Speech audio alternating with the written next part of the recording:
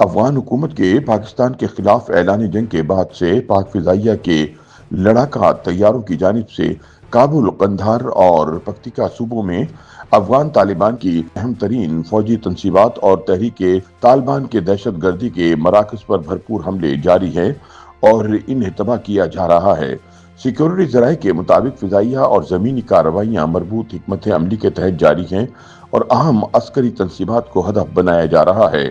Military ذرائع کے مطابق پاکستان نے افغانستان کی سرپرستی میں تحریک طالبان کی جانب سے ہونے والی مسلسل دہشت گردی کے باوجود افغانستان سے کھلی جنگ کو آخری آپشن کے طور پر رکھا تھا۔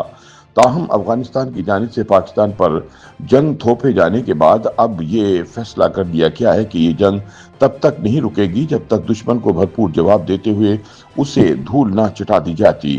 وفاقی وزیر اطلاعات عطا اللہ تارڑ کے مطابق پاکستانی ایئر فورس کی کارروائیوں میں اب تک افغان طالبان کے 133 فوجی ہلاک اور 200 سے زائد زخمی ہو چکے ہیں۔ ان کے مطابق کابل، پکتیکا اور قندھار میں افغان طالبان کے دفاعی اہداف کو کامیابی سے نشانہ بنایا گیا ہے۔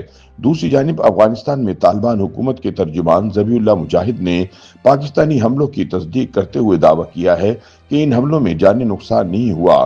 تاہم طالبان کی وزارت دفاع کا کہنا ہے کہ ان کی جوابی کارروائیوں میں 55 پاکستانی فوجی اہلکار ہلاک ہوئے اور متعدد کو یرغمال بنا لیا گیا۔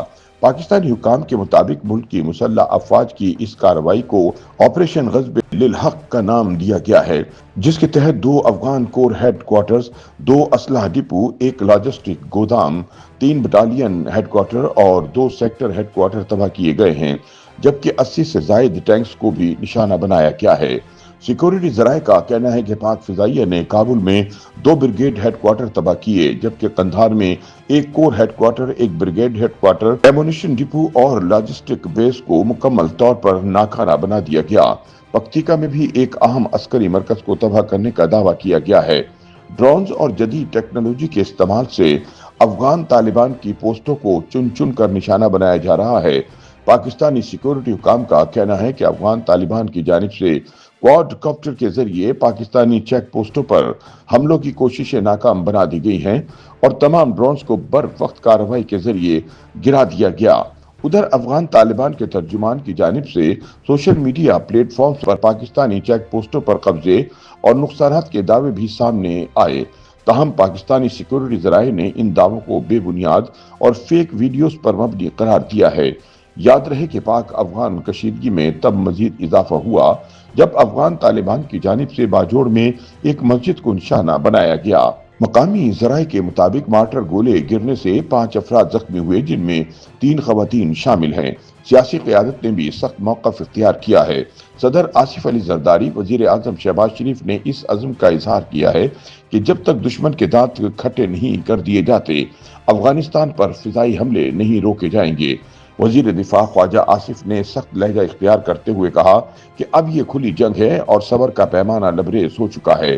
ان کے مطابق پاکستان اپنی خود مختاری پر سمجھوتہ نہیں کرے گا اور ہر جارحیت کا بھرپور جواب دیا جائے گا۔ وفاقی وزیر داخلہ محسن نقوی نے کہا کہ افغان طالبان نے حملہ کر کے بھیانک غلطی کی ہے اور انہیں اس کے سنگین نتائج بھگتنا ہوں گے۔ سیاسی تجزیہ کاروں کے مطابق دونوں ممالک کے درمیان جنگ نے خطے میں ایک نئی غیر یقینی کیفیت پیدا کر دی ہے۔ سفارتی حلقے صورتحال پر گہری نظر رکھے ہوئے ہیں، جبکہ سرحدی علاقوں میں رہنے والے شہری شدید تشویش کا شکار ہیں۔ موجودہ حالات میں یہ واضح دکھائی دیتا ہے کہ آنے والے دن خطے کی سلامتی اور استحکام کے لیے نہایت اہم ثابت ہو سکتے ہیں۔ YouTube پر گوگلی نیوز دیکھنے کے لیے youtube.com کی سرچ بار میں googly news T V type کریں۔ گوگلی نیوز کے پیج پر سرخ رنگ کے سبسکرپشن والے بٹن پر کلک کرنا نہ بھولیے۔ YouTube پیج پر اپلوڈ ہونے والی ویڈیوز سے باخبر رہنے کے لیے بیل آئیکن پر کلک کیجیے۔ آپ کو ہر نئی ویڈیو کے بارے میں نوٹیفیکیشن موصول ہو جائے گا۔